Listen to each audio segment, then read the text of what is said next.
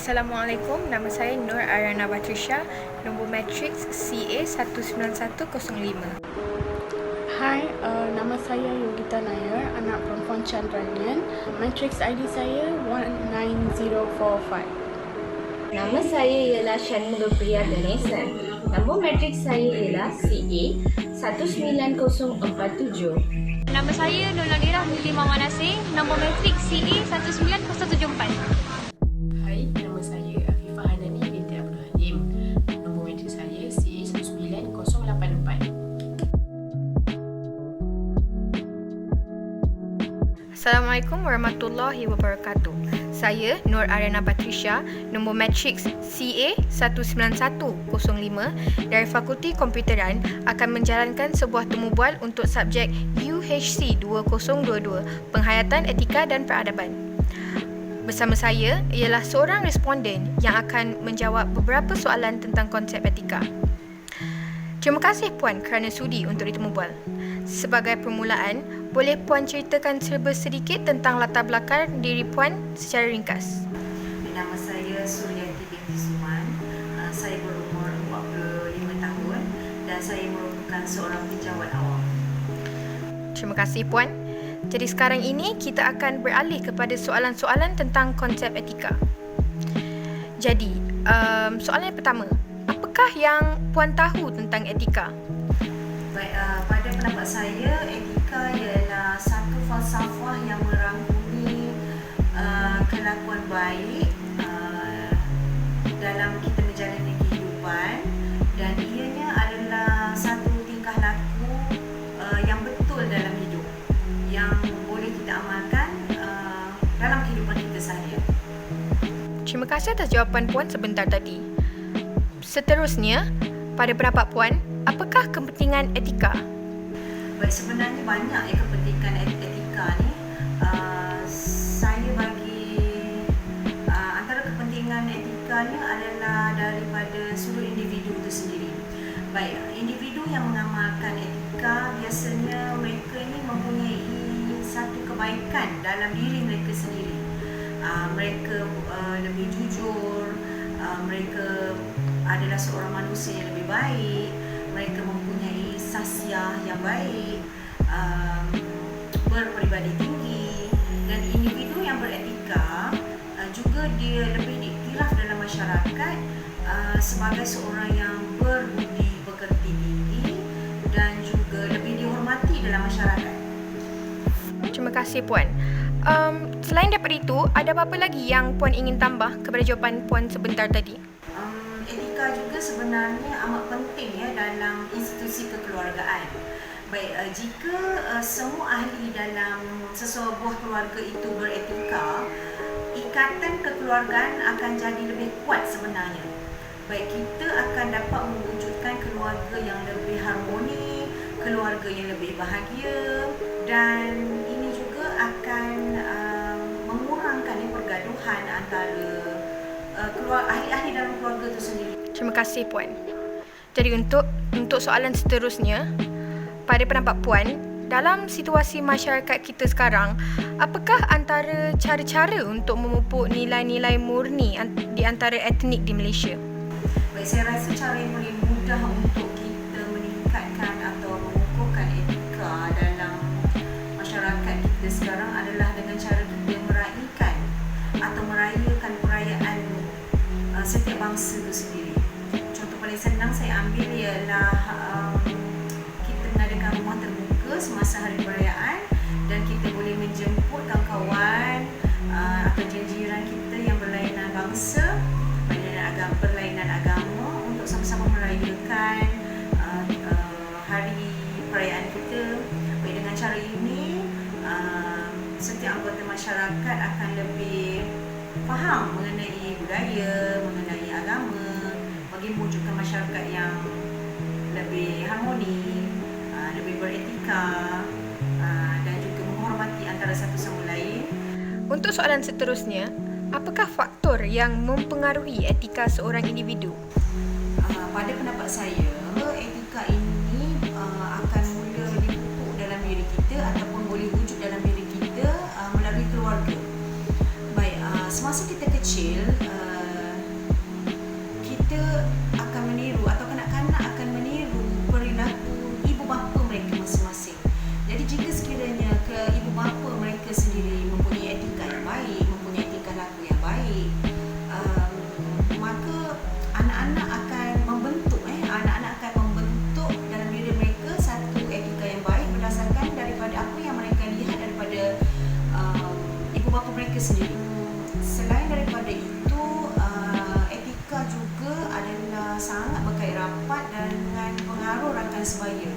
sekiranya mereka salah memilih kawan yang tidak beretika, yang tidak mempunyai tingkah laku yang baik, maka secara tidak langsung mereka juga akan kekurangan nilai etika tersebut dalam diri mereka.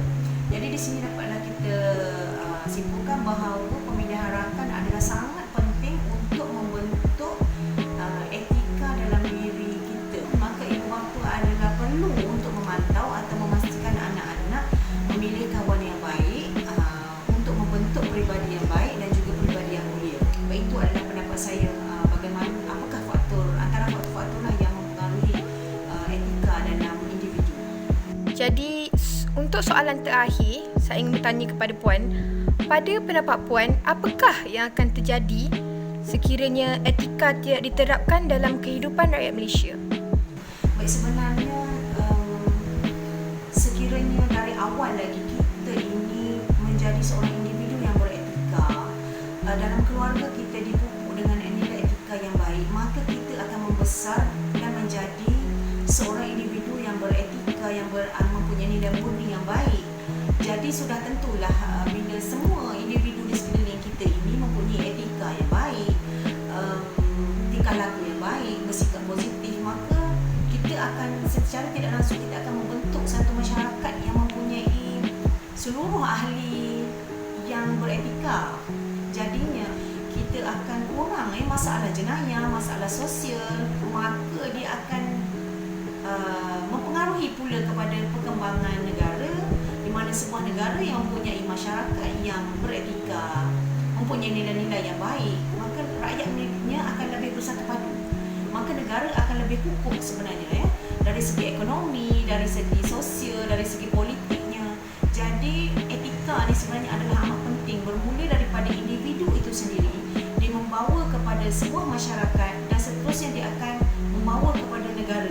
Jadi negara yang mempunyai seluruh masyarakat ataupun warganya yang lebih beretika, maka negara itu tersebut akan lebih kukuh, lebih maju, lebih aman dan seterusnya ekonomi akan lebih baik. Maka negara itu dipenuhi dengan masyarakat yang lebih gembira, yang lebih bahagia, maka negara tersebut akan lebih aman, tenteram. Maka kita yang berada di negara tersebut juga akan hidup dengan lebih elok, dengan lebih positif.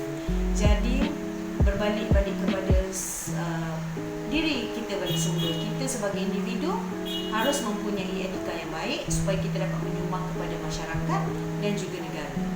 Itu sahaja pendapat saya. Terima kasih Puan Suryati. Terima kasih Puan Suryati lagi sekali atas kerjasama yang baik dalam menjalankan temu bual ini. Baiklah, sekian sahaja sesi temu bual saya bersama Puan Suryati untuk subjek UHC 2022 Penghayatan Etika dan Peradaban. Assalamualaikum.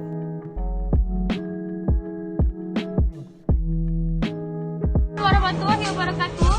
Boleh saya menubuat izin mengenai nilai etika? Waalaikumsalam warahmatullahi wabarakatuh. Silakan. Okey, baiklah. Sebelum itu, boleh izin beritahu nama, umur, pekerjaan dan juga tempat tinggal. Nama saya Muhammad Faizal bin Mustafa. Umur saya 41 tahun. Saya bekerja sebagai seorang kaki tangan awam. Saya sekarang tinggal di Surah Residen Pajam Negeri Sembilan. Okey, baiklah. Boleh anda boleh Encik ceritakan sedikit tentang diri Encik? Saya sudah berkahwin dengan seorang isteri dan mempunyai 2 orang pasang cahaya mata. Dan sekarang saya masih lagi bertugas sebagai seorang kaki tangan awam. Sekarang ni saya akan bertanya mengenai hal etika. So, soalan pertama saya, apakah yang anda tahu tentang etika? Okey, terima kasih. Soalan pertama berkaitan dengan etika. Etika adalah satu nilai-nilai murni yang perlu ada dalam diri setiap daripada kita.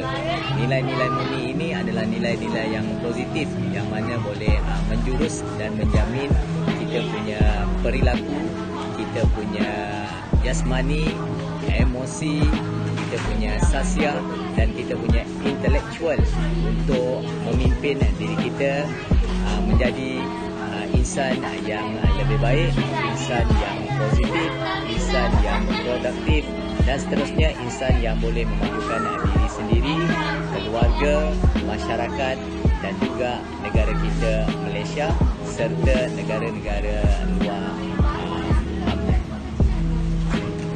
Lain Cik, jadi soalan yang seterusnya ialah apakah kepentingan etika pada diri Encik? Kepentingan etika.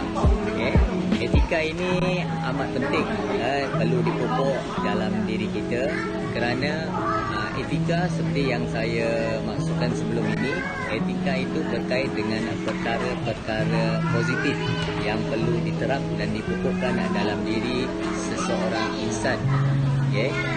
So kepentingan utama etika ini, etika itu kita perlu terapkan, kita perlu terapkan dalam kehidupan seharian kita, untuk memimpin diri kita menjadi yang lebih baik dan menjurus ke arah kemakmuran keluarga, masyarakat dan juga negara.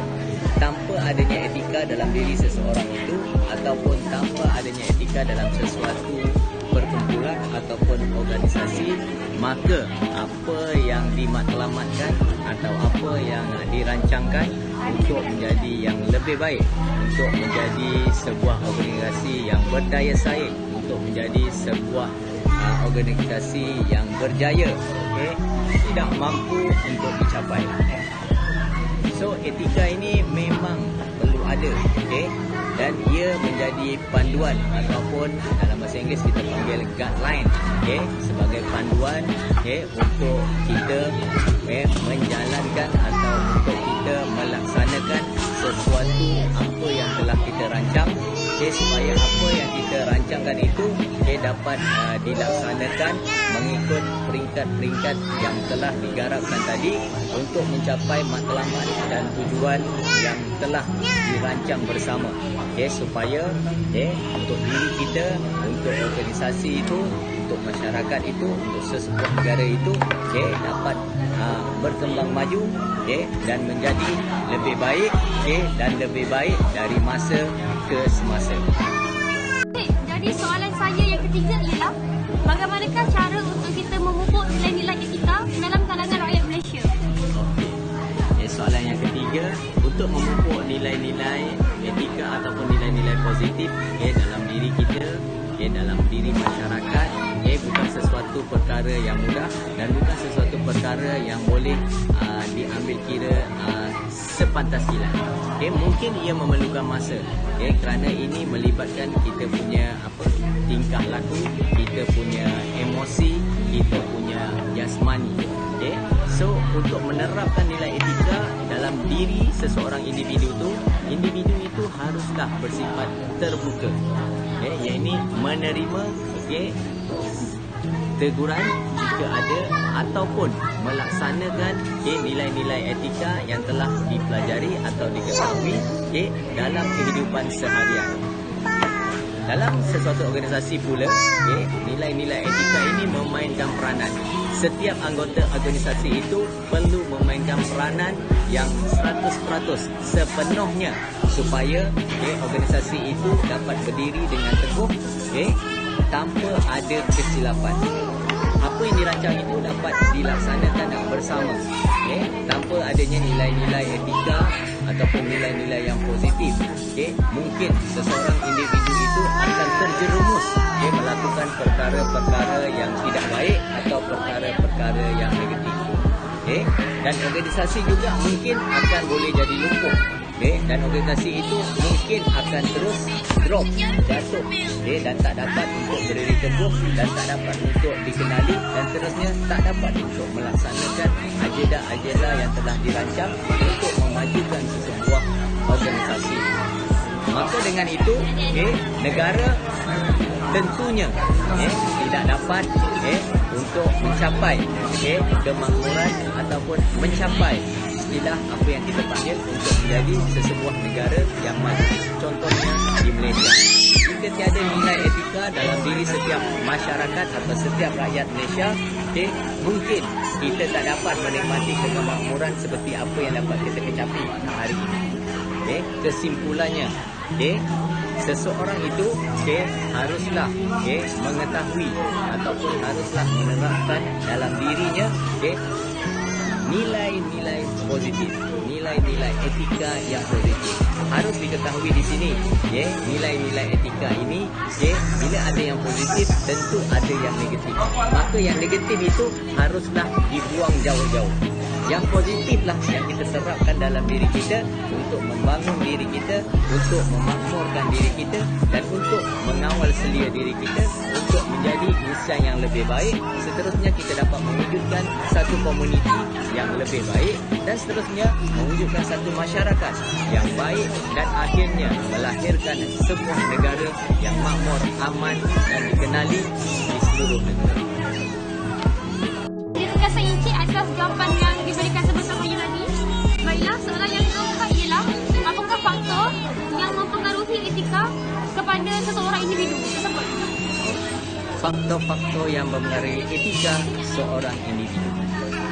Ada banyak faktor yang mungkin memberikan kesan kepada diri seseorang individu. Faktor yang utama ataupun faktor yang besar ataupun faktor yang kecil. Saya ambil contoh yang paling mudah. Faktor yang utama yang dapat mempengaruhi etika seseorang itu pada saya yang paling penting adalah didikan agama. Dengan adanya didikan agama, maka seseorang itu sepatutnya dan seharusnya dapat memimpin diri, yang mana dapat mengenal yang mana yang baik dan mana yang tidak baik. Dalam Islam juga dianjurkan kita lakukan perkara yang baik dan kita meninggalkan perkara-perkara yang mungkar. Amal ma'ruf nahi mungkar. Namun begitu, ada juga faktor-faktor luaran atau faktor-faktor persekitaran yang mungkin akan mempengaruhi etika seseorang individu. Contohnya, faktor keluarga. Keluarga yang tidak harmoni akan menjuruskan etika atau akan menjuruskan nilai-nilai negatif dalam individu itu. Apabila keluarga tidak harmoni, maka tidak akan wujud satu suasana kekeluargaan yang utuh. Apabila tak ada kekeluargaan yang utuh, maka masyarakat mungkin akan goyah. Apabila masyarakat goyah, maka negara tidak akan dapat mencapai apa yang kita katakan sebagai sebuah negara yang aman dan makmur. Faktor-faktor lain mungkin media massa. Media massa juga boleh memberikan peranan sebagai faktor kepada pembentukan etika seseorang itu. Zaman sekarang media massa di zaman globalisasi, media massa itu adalah antara elemen yang paling hampir dengan seseorang individu itu, di mana sekarang berbagai maklumat dapat kita ketahui di hujung jari sahaja. Selain itu, rakan sebaya adalah orang yang paling hampir dengan kita. Maka di sini kita haruslah membuat pilihan yang tepat bagaimana kita nak memilih rakan sebaya. Ada rakan sebaya yang boleh memimpin kita ke arah kebaikan. Namun begitu, ada rakan sebaya juga yang akan memimpin kita ke arah keburukan. So, apa yang dapat saya simpulkan di sini, faktor-faktor terhadap etika seseorang individu itu ada pelbagai. Diri sendirilah harus mengenal dan harus memimpin atau menghalang faktor-faktor yang tidak baik untuk mewujudkan etika yang tidak baik dalam diri kita. Perlu ingat di sini, etika yang baik itulah yang perlu kita garap, yang perlu kita ambil. Walaupun kita hanya melihat contoh perilaku seseorang itu, ia boleh menjadi panduan kepada diri kita. Kita melihat saja tanpa perlu kita berkomunikasi. Contohnya, apabila seseorang itu melakukan perkara yang baik, kita lihat mungkin perkara itu dapat menjadi kita punya penilaian dan seterusnya kita melaksanakan pula perkara yang baik itu dalam kehidupan kita seharian. Soalan saya seterusnya ialah, pada pendapat anda, apakah yang akan terjadi sekiranya etika tidak diterapkan dalam kalangan rakyat Malaysia? Okey, terima kasih untuk soalan yang terakhir. Mungkin jawapannya ada pada soalan-soalan yang sebelumnya. Tapi tak apa, saya terangkan di sini. Seperti yang saya maksudkan tadi, etika yang baik, etika yang murni itu yang perlu kita ambil, yang perlu kita garapkan dalam diri kita, dalam kehidupan kita seharian. Nilai-nilai yang negatif atau etika yang tidak baik kita harus buang jauh-jauh daripada kehidupan kita. okey. Maka di sini dapat saya simpulkan kepada para pendengar, okey, terapkanlah nilai-nilai yang murni, nilai-nilai yang positif, etika-etika yang positif dalam diri kita. Yang utama adalah diri kita. Apabila diri kita ada nilai-nilai positif, etika yang positif, maka kita akan bantu masyarakat sekeliling, komuniti di sekeliling kita, dan akhirnya kita dapat wujudkan sebuah negara yang aman makmur. Anda bayangkanlah apabila semua kita mempunyai etika-etika yang positif, etika-etika yang negatif. Anda bayangkan mungkin tiada pun jenayah yang akan berlaku dalam sesebuah negara. Apabila tiada jenayah, maka kita dapat hidup dengan aman dan harmoni. Kita bebas untuk bergerak ke mana-mana. Kita bebas untuk berkomunikasi. Kita bebas untuk bercakap apa saja perkara. Jadi kepada tuan-tuan dan puan-puan, nasihatkanlah kepada diri kita, nasihatkanlah kepada keluarga kita, kepada komuniti kita, terapkanlah nilai-nilai positif dalam diri kita. C untuk jasmani, E untuk emosi, R untuk rohani, I untuk intelektual, dan S untuk sosial. Segala yang positif itu ada dalam CERIS. InsyaAllah kita akan dapat kehidupan yang harmoni, kehidupan yang kita impikan, dan insyaAllah kita akan menjadi seorang warga negara yang baik, warga negara yang taat, dan dapat memberi sesuatu kepada negara kita, iaitu negara kita Malaysia yang kita sayangi. Sekian, terima kasih. Okey, baiklah Encik, kerana sudi ditemu buat oleh saya pada hari